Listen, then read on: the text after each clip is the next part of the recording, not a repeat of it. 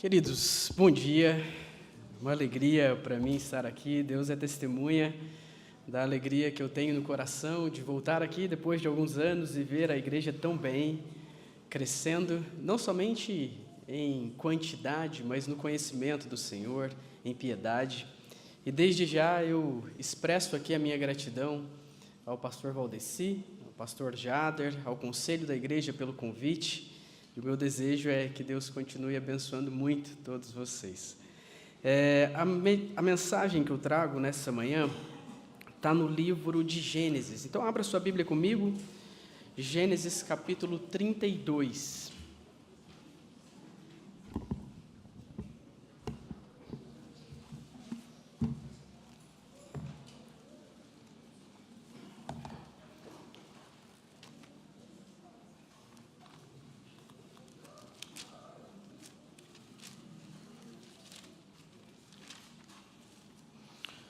Como o pastor Valdeci explicou às crianças, esse é um texto que fala sobre Jacó, e é uma porção de texto um pouco mais extensa, então por isso a gente vai ler os 2 primeiros versículos do capítulo, e ao longo da exposição eu vou lendo o restante dos versículos com vocês. Mas deixa a sua Bíblia aberta, Gênesis capítulo 32, em primeiro lugar, apenas os versículos 1 e 2.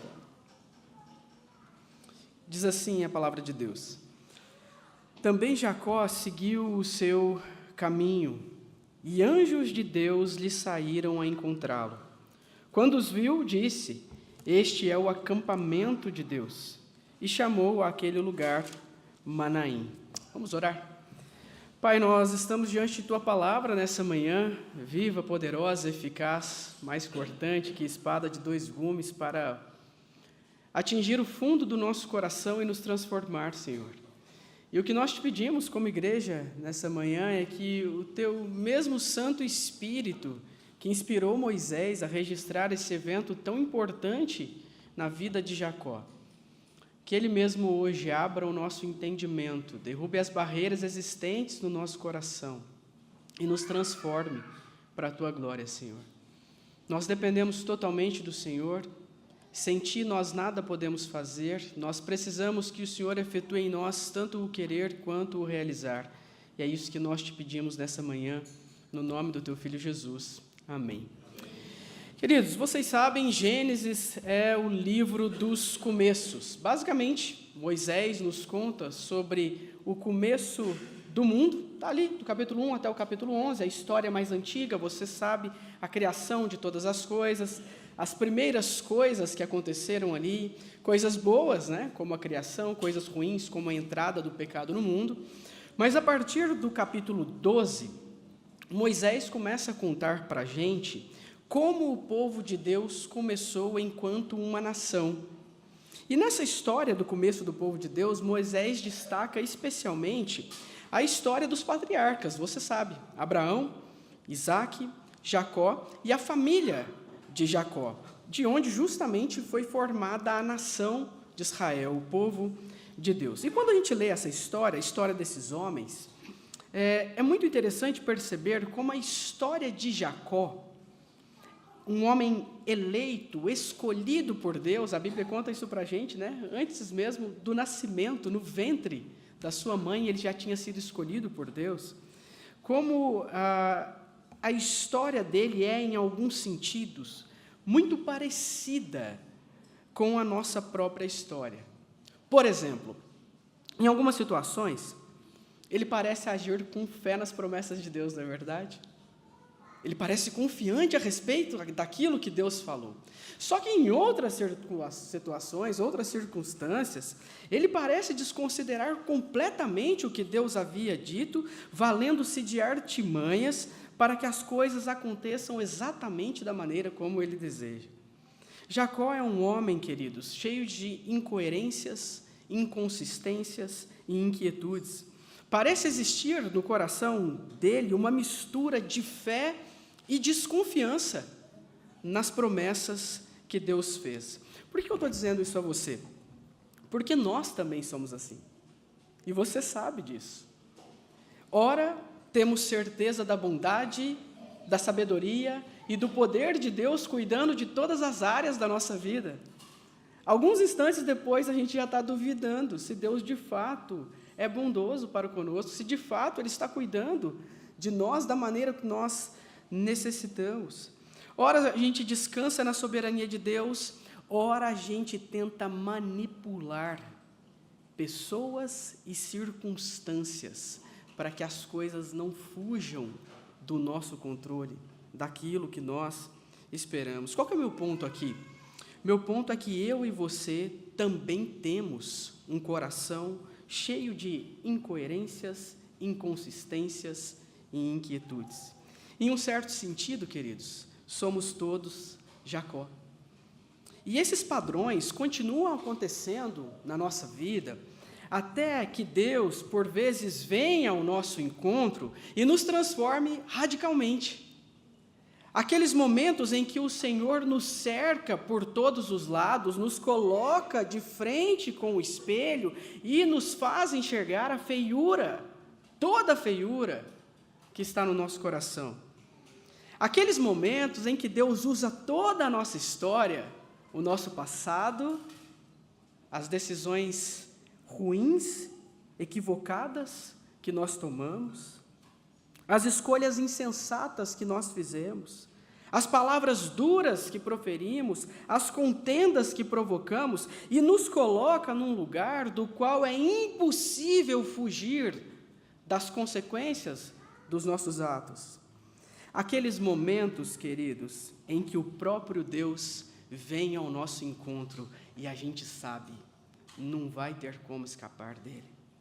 E é sobre isso nossa mensagem nessa manhã, sobre o Deus que continuamente vem ao nosso encontro, fazendo morrer o Jacó que existe em nós, para nos fazer viver a imagem de Jesus Cristo. Em outras palavras, queridos, isso é o que a Bíblia chama de santificação.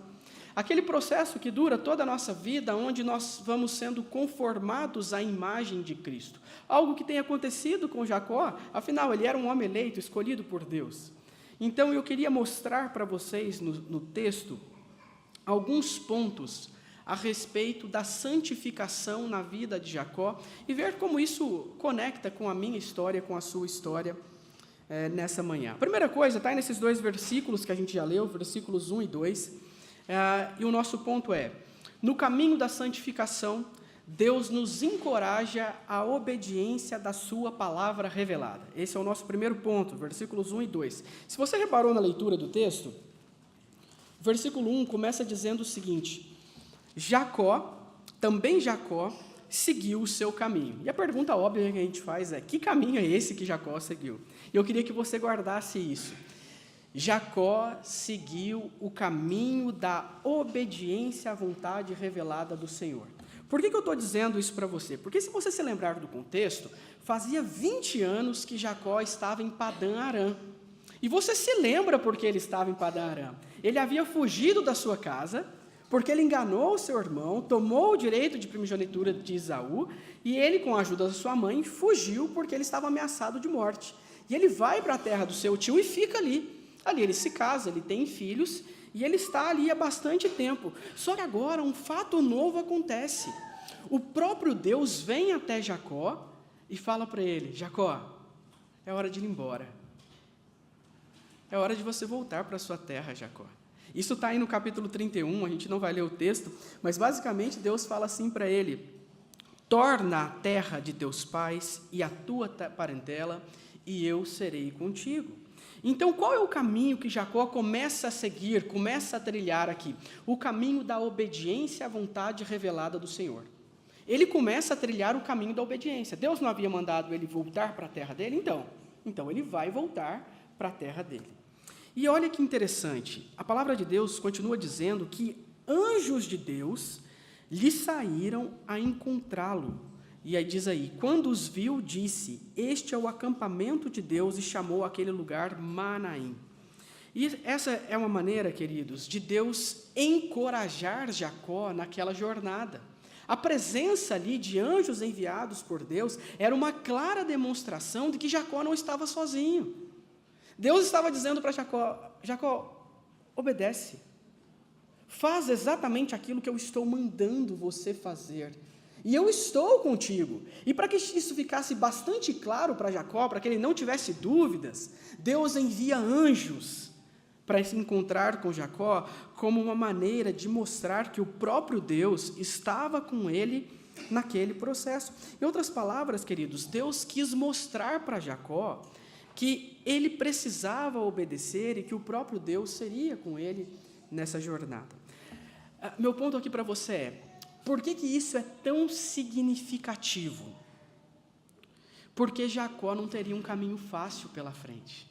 E você precisa se lembrar da história aqui. Ele não podia ficar em Padã Arã, o texto anterior ao nosso texto mostra isso para a gente, porque ele havia brigado com o seu tio Labão, e já havia hostilidade entre eles, então ficar em Padã Arã não era mais uma possibilidade, mas ao mesmo tempo, e voltar para a terra dele, como Deus havia dito para ele fazer, significaria ter que enfrentar um outro inimigo, Esaú, o seu irmão. Então veja que Jacó está numa situação bastante difícil aqui. Ele não pode ficar em Padã Arã, porque isso significa ter que lidar com seu tio, e eles não eram amigos, pelo contrário. Voltar para a sua terra significaria ter que enfrentar o seu irmão, que na verdade queria ele morto. E ao mesmo tempo Jacó precisava ser obediente à palavra revelada de Deus. Ele tinha uma ordem para cumprir, a ordem que Deus deu para ele. Alguns versículos atrás. Por que eu estou dizendo tudo isso para você nessa manhã? Porque talvez hoje você se encontre exatamente como Jacó, confuso e preocupado em algum lugar entre o seu passado de escolhas ruins e o seu futuro ameaçado por essas mesmas escolhas. Talvez você esteja temendo obedecer à vontade revelada de Deus, que é a palavra de Deus, porque você sabe que isso traria as implicações para a sua própria vida, que você correria riscos de perder talvez aquilo que você mais ama. E o encorajamento de Deus para mim e para você nessa manhã, queridos, é o seguinte: saiba que nós não estamos sozinhos. Sempre que nós nos dispomos a obedecer à vontade revelada do Senhor, a palavra de Deus, Deus nos conduz nesse caminho, apesar das dificuldades que a gente vai enfrentar. Eu sei, muitas vezes a gente tem medo. A gente tem medo de olhar para trás e o que foi a nossa vida, de olhar para frente e o que será a nossa vida, mas Deus fala assim: não olhe para o que as coisas vão ser. Olhe para o que eu estou mandando você fazer. Obedeça a minha palavra. Siga com fé, em obediência à minha palavra. É isso que Deus espera de mim e de você nesse momento, e era isso que Deus esperava de Jacó naquele momento. A segunda coisa que a gente aprende aqui: no caminho da santificação, Deus nos obriga a enfrentar os nossos maiores medos. Eu queria ler agora a segunda parte do texto, que daí do versículo 3 até o versículo 8, acompanhe comigo a leitura. Diz assim: então Jacó enviou mensageiros adiante de si a Esaú, seu irmão, à terra de Seir, território de Edom. E lhes ordenou: assim falareis a meu senhor Esaú: teu servo Jacó manda dizer isto: como peregrino, morei com Labão, em cuja companhia fiquei até agora. Tenho bois, jumentos, rebanhos, servos e servas. Mando comunicá-lo a meu senhor para lograr mercê à sua presença. Voltaram os mensageiros de Jacó, dizendo: fomos a teu irmão Esaú. Também ele vem de caminho para se encontrar contigo, e 400 homens com ele. Então Jacó teve medo e se perturbou. Dividiu em 2 bandos o povo que com ele estava, e os rebanhos, e os bois, e os camelos, pois disse: se vier Esaú a um bando e o ferir, o outro bando escapará. Eu queria que vocês reparassem algo importante. Esaú já habita em Edom. Ele não está mais na terra dos pais dele, quando Jacó havia saído de lá. Ele já tem um território. E agora, o que é mais interessante aqui é que para Jacó obedecer à vontade de Deus, para voltar à terra dele, ele precisava passar exatamente por onde? Exatamente pelo território onde o seu irmão estava. Deus decretou toda a história aqui de uma maneira, para que Jacó não conseguisse fugir. Ele teria que trilhar esse caminho, ele teria que passar pelo território de Edom. E aí você repara na linguagem de Jacó. Porque ele havia tomado o direito de primogenitura de Esaú, isso significava que ele era o herdeiro das bênçãos pactuais na sua família. Se tinha alguém que era servo de alguém, era Esaú que era servo de Jacó, por causa dessa bênção pactual. Mas ele está com tanto medo, que o linguajar dele ao encontrar o seu irmão é o teu servo, lograr mercê diante do Senhor. Ele está desesperado. E ele tenta aqui, queridos, algumas coisas que a gente faz também, né? Algumas artimanhas que a gente faz quando a gente está em apuros. Ele tenta emplacar a compra de um perdão. Não sei se você reparou, né? Ele vai mandando presentes, ele pensa, né, em dar presentes. É como se ele estivesse dizendo o seguinte: vamos resolver o nosso problema da seguinte forma, Esaú. Eu me submeto a você, te encho de presentes caros, e você esquece o que aconteceu entre a gente. É engraçado que muitas vezes a gente tenta lidar com os nossos problemas dessa mesma maneira, né? Só que não funciona assim, e também não funcionou para Jacó assim. O versículo 6 a 8 conta para a gente que não só não funcionou, como produziu o efeito oposto. Quando Esaú ficou sabendo disso, ele ajuntou 400 homens e foi em direção a Jacó. E é claro que aí o versículo 7 conta para a gente que Jacó ficou completamente perturbado com essa situação. Porque se você leva 400 homens para encontrar uma família, é óbvio que você tem um propósito nada amistoso em relação a ela. E Jacó sabia disso. Então ele tenta usar o princípio, que é ótimo em finanças, né? Muitos aqui provavelmente investem dinheiros no mercado financeiro, e você sabe que esse é um bom princípio de não colocar todos os ovos no mesmo cesto, né? Ele divide a família dele ali, quem sabe se Esaú pegar um bando, sobra o outro. Mas, queridos, nessa situação aqui, isso não valeria de nada. Mas por que eu estou dizendo isso para você? Porque aqui a gente aprende a segunda verdade sobre o Deus que atua ativamente em nosso processo de santificação. E é o seguinte: ele não vai deixar você viver fugindo dos seus medos. Mais cedo ou mais tarde, ele vai colocar você de frente com as coisas que você teme. Sabe por quê, queridos? Porque os nossos maiores medos revelam os nossos maiores amores. E Deus é bondoso demais para deixar a gente amar alguma coisa que não seja somente Ele. Quando a gente olha para o nosso coração e a gente tem muito medo de alguma coisa, quando o medo nos paralisa, isso pode demonstrar para a gente um amor idólatra. Que nós estamos amando mais as coisas criadas do que o próprio Criador. Porque o perfeito amor lança fora todo medo. E se o nosso coração está paralisado de medo, isso significa que tem alguma coisa desajustada nos nossos amores. Deus é bondoso demais com Jacó. Ele não vai deixar Jacó viver a sua própria maneira, fugindo dos seus medos, como se tivesse tudo bem. Não, ele coloca Jacó exatamente no caminho que Jacó não queria estar, mas que ele precisava estar. E ele faz isso comigo e com você também. Deus é tão bondoso, ele é tão amoroso, que ele nos coloca em situações que nós não queremos ter que lidar com elas, mas que nós precisamos lidar com elas. Sabe por quê?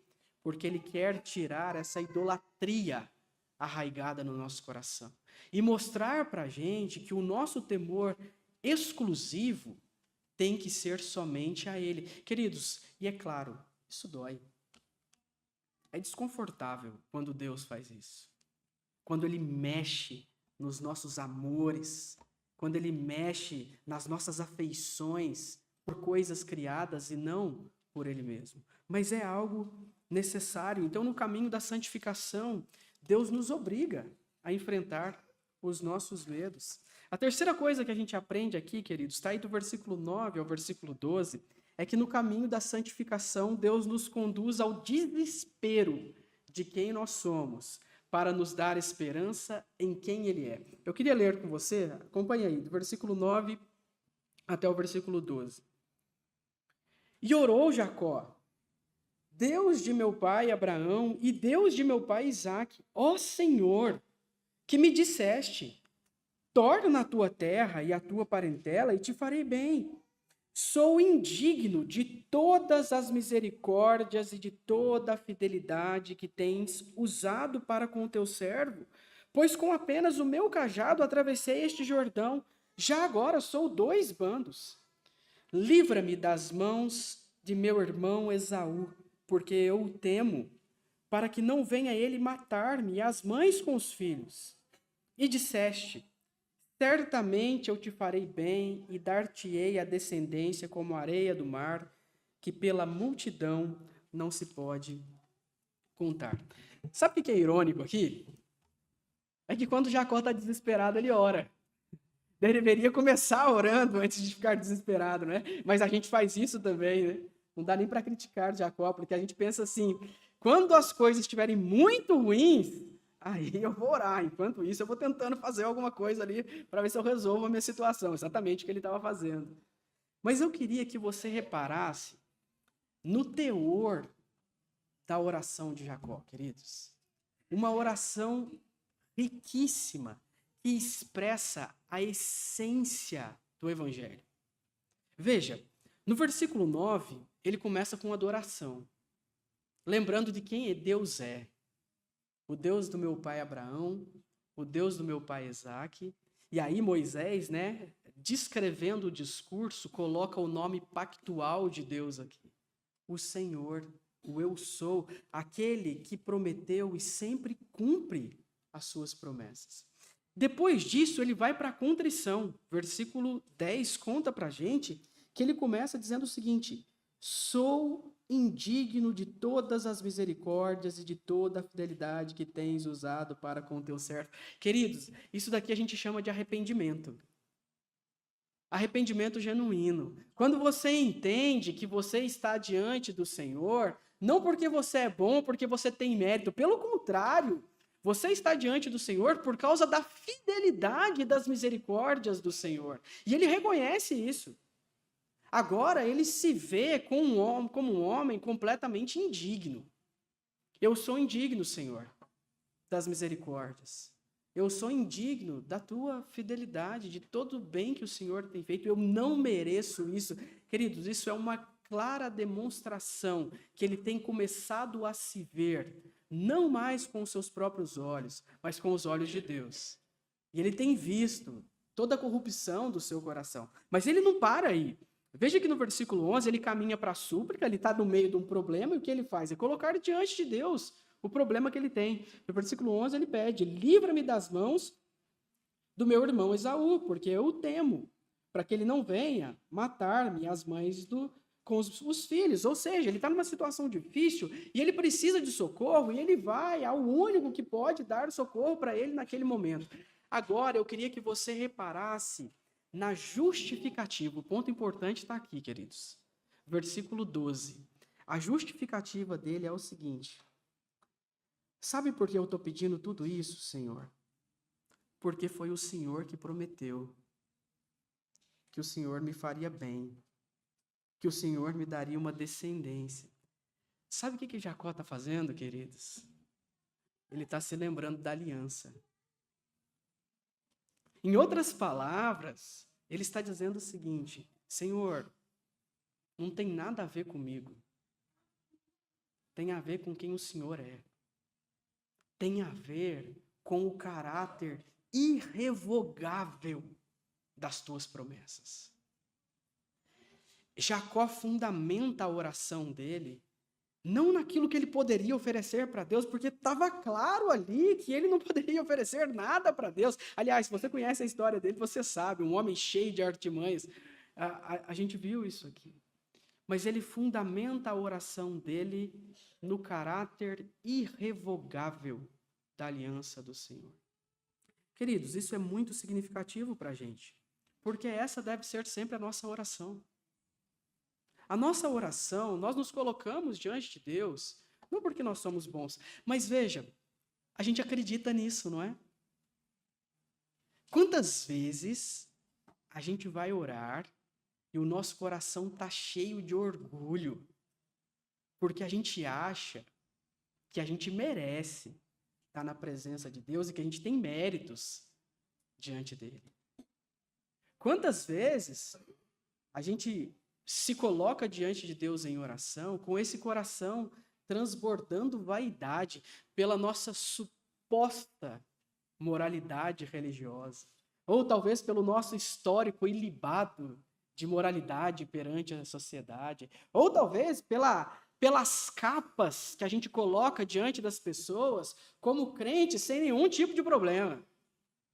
Sabe aquela lista básica? Dou o dízimo, vou à igreja, não bebo, não fumo, não traio e tudo mais. Então isso me garante algum tipo de acesso a Deus. Mentira.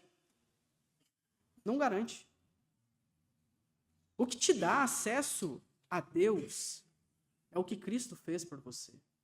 E esse é o caráter irrevogável da aliança. Jacó se apega a isso, é tudo que ele tem. Ele sabe que se ele olhar para si mesmo, ele só vai ver desespero, mas ele sabe que ele tem esperança em quem Deus é. E eu queria que você considerasse isso. Você já parou para pensar que Deus pode estar conduzindo você nesse exato momento ao desespero de si mesmo, de olhar para si mesmo e ver toda a feiura que existe no seu coração, para te fazer ver a verdadeira esperança que brota do caráter dele?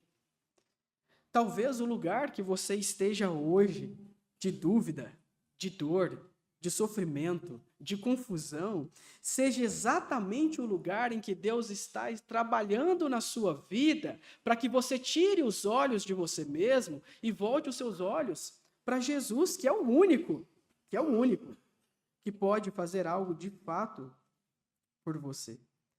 E não há outro jeito, queridos, para você ver a grandeza da glória, da graça de Cristo.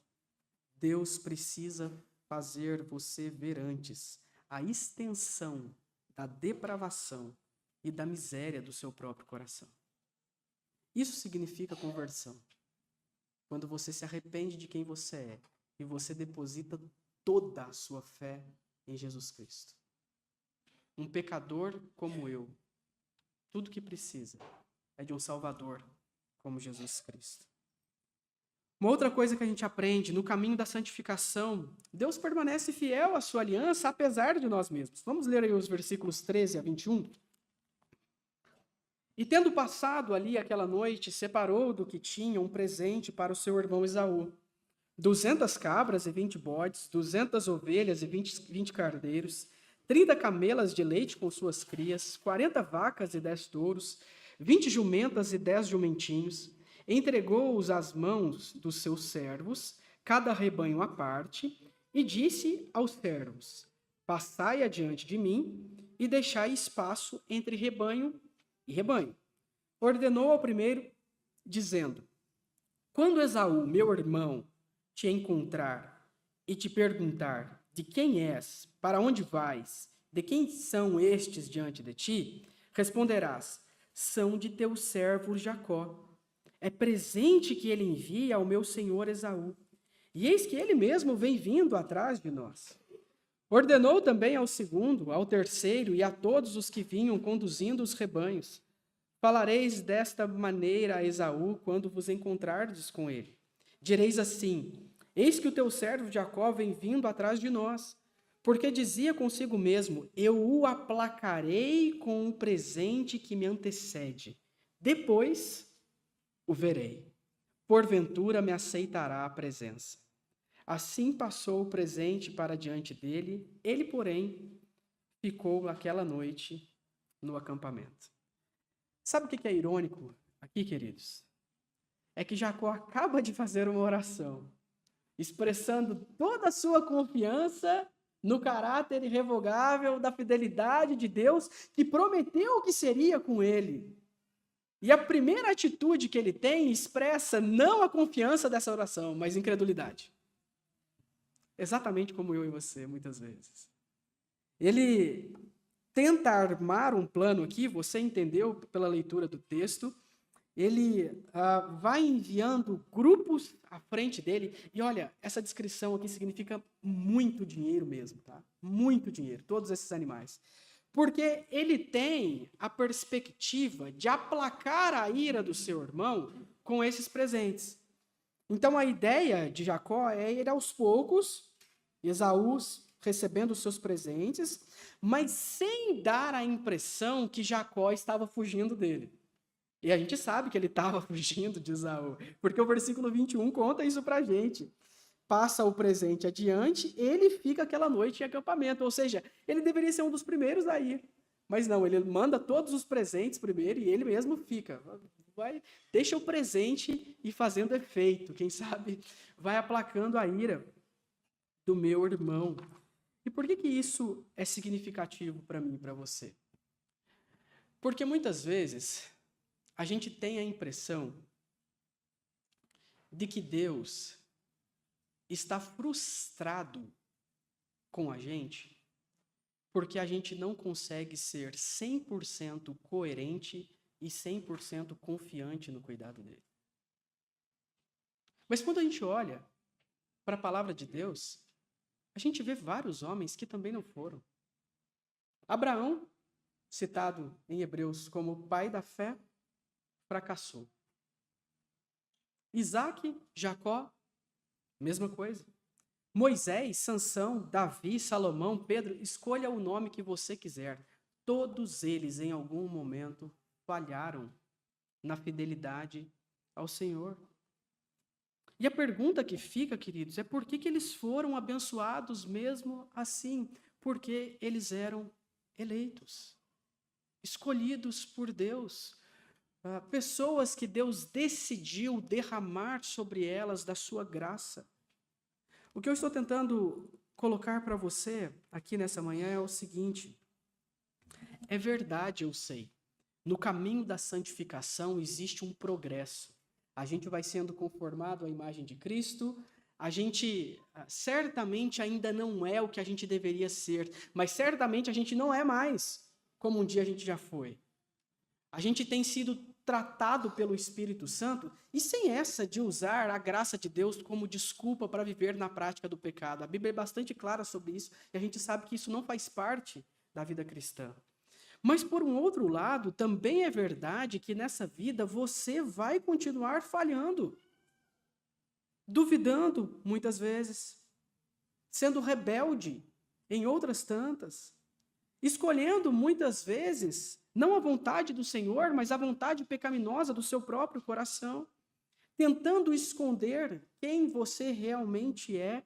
Mas o ponto que nos traz confiança aqui é: se você foi eleito por Deus, Ele vai continuar te amando, te perdoando, te corrigindo e cuidando de você por causa de Jesus Cristo. Isso significa que você está seguro nas mãos do seu Redentor. Muitas vezes a gente tem essa impressão de que Deus está frustrado com a gente por causa dos nossos pecados, e isso acaba nos conduzindo a um afastamento do Senhor. Isso é por orgulho. Você, eu não vou à igreja não, porque essa semana não foi muito boa. Ou tem coisa pior ainda. Quando a gente pensa a respeito da mesa do Senhor, fala assim: essa semana eu pequei, então eu não vou participar da mesa. O que a gente está fazendo? Você está usando o pecado para se afastar da mesa, quando a mesa deveria ser usada para afastar você do pecado. Isso é puro orgulho do nosso coração, quando a gente pensa dessa maneira. Deus não está frustrado com você, pelo contrário, Ele sabe exatamente quem você é. Ele sabe suas fraquezas, Ele sabe os seus temores, Ele sabe suas preocupações, Ele sabe as coisas que paralisam você de medo, mas você está seguro nas mãos dele, por causa do caráter irrevogável da aliança dele em Jesus Cristo. E a última coisa, queridos, no caminho da santificação, Deus nos dá uma nova identidade em Jesus. Isso está na parte final do nosso texto, a partir do versículo 22. Vamos terminar de ler esses versos. Levantou-se naquela mesma noite, tomou suas 2 mulheres, suas 2 servas e seus 11 filhos e transpôs o val de Jaboque.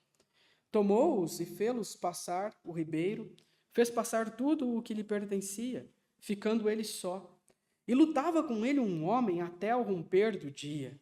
Vendo este que não podia com ele, tocou-lhe na articulação da coxa. Deslocou-se a junta da coxa de Jacó na luta com o homem. Disse este: deixa-me ir, pois já rompeu o dia. Respondeu Jacó: não te deixarei ir, se não me abençoares. Perguntou-lhe, pois, como te chamas? Ele respondeu, Jacó. Então disse, já não te chamarás Jacó, e sim Israel, pois como príncipe lutaste com Deus e com os homens e prevaleceste. Tornou Jacó, dize, rogo-te, como te chamas? Respondeu ele, por que perguntas pelo meu nome? E o abençoou ali. Àquele lugar chamou Jacó Peniel, pois disse, vi a Deus face a face, e a minha vida foi salva. Nasceu-lhe o sol, quando ele atravessava Peniel, e manquejava de uma coxa. Por isso os filhos de Israel não comem até hoje o nervo do quadril na articulação da coxa, porque o homem tocou a articulação da coxa de Jacó, no nervo do quadril. Queridos, eu creio que essa é uma das passagens mais intrigantes do Antigo Testamento. Por vários motivos, né? Mas, sobretudo, pelo linguajar usado por Moisés para descrever essa luta de Jacó com o próprio Deus. Como que a gente sabe que era o próprio Deus lutando ali com Jacó naquela noite? Primeiro, porque Jacó fala isso no texto. Ele fala que lutou com o Senhor. Depois, lá no final da sua vida, lá no capítulo 48 de Gênesis, quando ele vai abençoar os seus netos, os filhos de José, ele também traz essa mesma expressão, que o anjo do Senhor esteve com ele. Mas não somente isso, outros lugares do Antigo Testamento confirmam essa ideia. Oséias, por exemplo, diz assim, falando sobre Jacó, no ventre pegou do calcanhar o seu irmão, e na sua força lutou com Deus. Mas é claro que a gente tem uma dúvida a respeito disso, né? Como que alguém poderia lutar com Deus? Na verdade, se Deus for lutar com o ser humano, não existe luta. Não tem nem luta, porque Deus é infinito em poder, em glória, em sabedoria. Tem um comentarista que ele coloca isso da seguinte forma, e eu queria trazer o comentário dele para vocês nessa manhã. Abre aspas, ele diz assim, uma forma de explicar é que Deus se humilha e encontra Jacó nos seus termos. Deus se rebaixa ao nível da criatura para lidar com a criatura. E no caso de Jacó, para levá-lo até o fim das suas forças.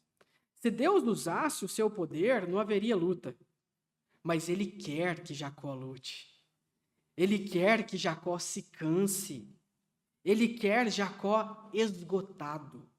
Deus, por vezes, se torna o nosso antagonista poderoso para desmontar o nosso ser e destruir o poder do pecado. Todos nós já nos achamos lutando com Deus algumas vezes. Esse é o ponto, queridos. Deus quer Jacó esgotado. Deus quer Jacó exausto daquela luta. Sabe por quê? Porque era ali que Deus quebraria Jacó. Era exatamente ali que Deus transformaria Jacó. Eu sei, tem até música sobre isso, né? Você provavelmente já ouviu, Jacó segurou o anjo e não deixou subir, coisas do tipo. Mas a grande verdade é que é Deus que segura Jacó, e não o oposto. É Deus que dá uns bons tapas em Jacó, e não o oposto. Em que sentido? Então, Jacó prevalece com Deus. no sentido de assumir diante de Deus a sua fraqueza e a sua falta de capacidade. Não te deixarei ir, se não me abençoares. O que ele entendeu? Tudo o que ele precisava era da bênção de Deus sobre ele. E olha que interessante, queridos. Até aqui nada havia mudado. Labão está atrás. Esaú está à frente. Não havia garantia nenhuma ainda até esse momento de qualquer reconciliação com o seu irmão. Mas Deus transforma a vida de Jacó. E é por isso que ele fala, vi Deus face a face e a minha vida foi salva. Antes mesmo dele saber se haveria salvação de fato ou não, ele já entende que houve salvação ali, porque o próprio Deus transformou radicalmente a vida dele. Deus leva Jacó à exaustão até que ele assuma que é ele quem precisa de um redentor. Deus salva Jacó dele mesmo, da sua autossuficiência. Queridos, eu acho que você entendeu o ponto. Deus decretou toda aquela situação desde o começo, para que Jacó estivesse exatamente ali, e para ali Deus transformar, mais uma vez, a vida de Jacó, dando um novo nome a ele, uma nova identidade a ele. E eu sei, se você continuar lendo a história de Jacó, a partir do capítulo 33, você verá outras falhas, haverá outros erros ainda, mas Jacó não é o mesmo. Ele já não é igual. Ele está sendo transformado por Deus. E, queridos, eu acho que esse é o ponto principal da nossa santificação. Aqui na aula de escola dominical, o pastor Jader falou sobre o papel do sofrimento na nossa transformação. E é exatamente isso que acontece mesmo. Deus usa todas as coisas da nossa vida para nos conformar à imagem de Cristo.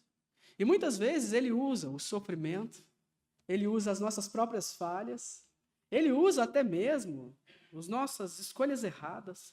Tudo isso não fugiu ao controle de Deus. Por quê? Porque ele está nos dando um novo nome, uma nova identidade em Jesus Cristo. Para terminar, queridos, a história de Jacó em Peniel também é a nossa história. Assim como Jacó, nós somos pecadores cheios de culpa, incoerência e medo. Assim como Jacó, Deus nos cerca pela sua providência e nos leva a enfrentar o que mais tememos, até que cheguemos ao fim de nós mesmos. Mas também, assim como Jacó, nós já temos uma nova identidade em Jesus Cristo. E ele prometeu que ele continuaria nos conformando à imagem de Jesus em todo o processo da nossa história. O meu desejo, queridos, é que essa igreja continue sendo abençoada pelo próprio Senhor Jesus Cristo. E que vocês continuem sendo conformados à imagem de Cristo, trazendo um testemunho às pessoas que estão à volta aqui, desse bairro que Deus colocou essa igreja, trazendo edificação para o povo de Deus e, sobretudo, glória para o nome do Senhor. Que Ele nos abençoe.